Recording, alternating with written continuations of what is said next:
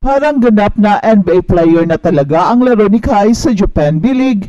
I suspect kasi na hindi na ibubuhos ni Kai Sotto ang lahat, especially ngayong out na ang Yokohama B Corsairs dahil it is very important na healthy siya pagkatapos ng kanilang season sa Japan B-League. Very clear kasi that Kai Sotto is playing with care, which is ito naman talaga ang tamang approach, especially dahil meron pang mas malaking dream si Kai at ito ang paglalaro niya sa NBA. Mahirap naman kasi kung ma-injured si Kai with only 3 games left, kaya mas mainam pa rin to play with care. Very cautious na kasi si Kai simula nung pinisikal siya ng husto at siya pa ang natawagan ng foul. Kaya minabuti ni Kai nang magkaroon ng controlled aggression dahil napaka-physical na ng depensa sa kanya.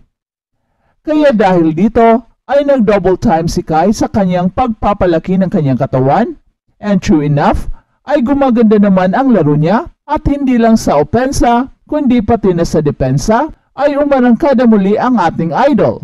Kai Sotto pinalbos ang Shenshu at dahil sa kanyang walang sawang pagpupursige ay nakita natin ang kanyang improvement sa kanyang very impressive game versus Shenshu Brave Warriors na kung saan umiscore siya ng 18 big points, grab 7 rebounds at nakakuha ng very impressive 5 blocks.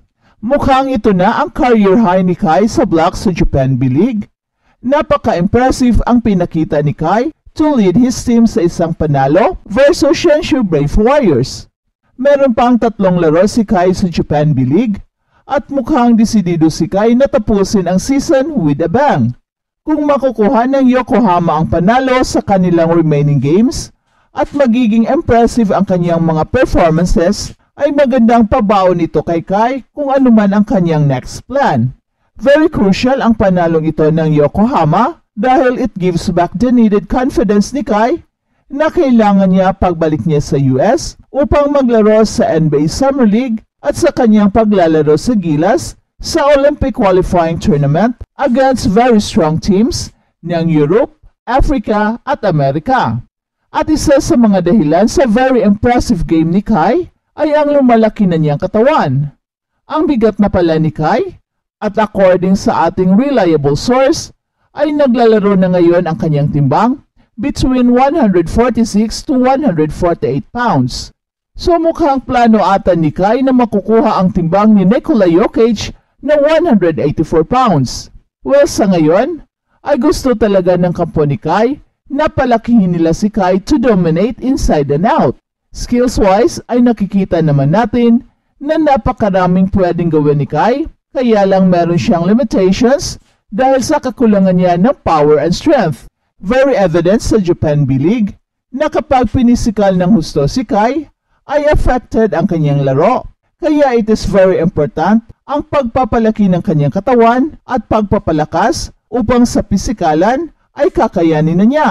At sa game against Shenshu Brave Warriors ay nakakuha ng 18 points si Kai at merong mga instances na ginamit na ni Kai ang katawan sa laro at nakikita na natin na ang lakas na ng kanyang katawan. But what made Kai Sotto extra special player ay kahit bumibigat na siya at lumalaki na ang kanyang katawan, ay mas lalo pa siyang bumibilis at nagiging mas athletic. Pati ang kanyang handles ay nag-improve na rin, kaya isa na ngayong complete player si Kai.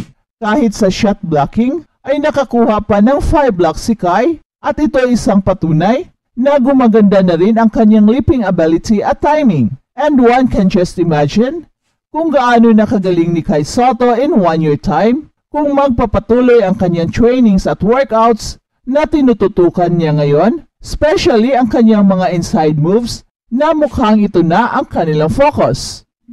At balitang NBA naman, Joel Embiid pumutok ng 50 points para sa tagumpay ng Philadelphia 76ers sa Game 3. Sinilaban ni Joel Embiid ng 50 points ang New York Knicks para ihatid ang 76ers sa 125-140 na panalo nito sa Game 3 ng kanilang East First Round Series na ginanap sa Wells Fargo Center sa Philadelphia.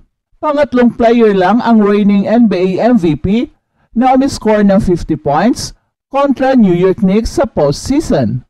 Pasok lahat ang apat na tres nitong si Joel Embiid sa third quarter tungo sa 18 points sa period at overall ay 13 of 19 siya sa floor at 19 of 21 sa free throws at 5 of 7 sa tres. Abante pa rin ang New York Knicks 2-1 sa serye at ang Game 4 ay sa Lunes na at gaganapin pa rin ito sa Philly. Madaling binura ng home team ang 3-point halftime deficit nang mag-init itong si Embiid at pasok ang una niyang tres. Sinundan pa ng dalawa mula sa assist ni Tyrese Maxey tungo sa 82-72 lead na naging 98-85 nang tumama ang pang-apat na long-range attempt ng All-Star Center.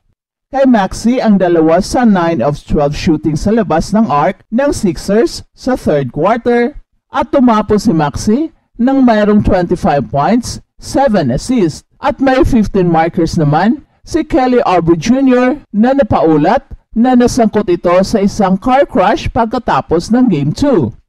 Nakapagsumiti ng 39 points, 13 assists si Jalen Brunson para sa Knicks at may 20 markers naman itong si Josh Hart pero 5 points lang ang kinaya ni Game 2 hero Donte DiVincenzo. Sa first half, tinawagan ng flagrant foul 1 si Embiid ng kapitan sa binte at kinaladkad sa court itong si Mitchell Robinson.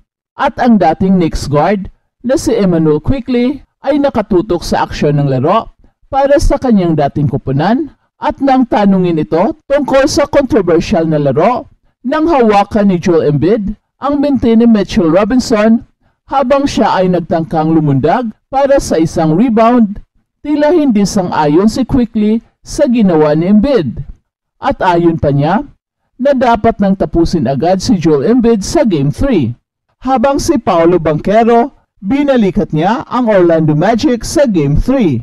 Nilampaso ng Orlando Magic ang Cleveland Cavaliers sa score na 121-83 para kunin ang 2-1 lead ng Cleveland sa kanilang East First Round Series. Tumabo si Paolo Banchero ng 31 points, 14 rebounds at dinagdagan pa ni Jalen Suggs ng 24 points para sa Magic at may chance ang itabla ang series sa Game 4 habang may 16 markers naman at 8 assists itong si Franz Wagner. Dumistansya hanggang 43 points sa fourth quarter ang Orlando Magic para irigalo sa Cleveland Cavaliers ang pinakasagwang talo nito sa playoffs sa kasaysayan ng prangkesa. Ito na rin ang pangatlong pinakamalaking tambakang resulta ng isang playoff game. Ang dating worst playoff loss ng Cleveland Cavaliers ay ang 36 points sa Washington noong April 24, 2008.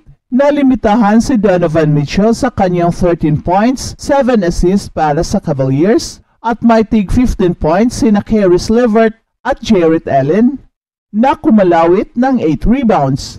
At niladlad na ng Cavaliers ang puting bandera nang ilabas sina Mitchell, Allen at starters Evan Mobley and Max Strus.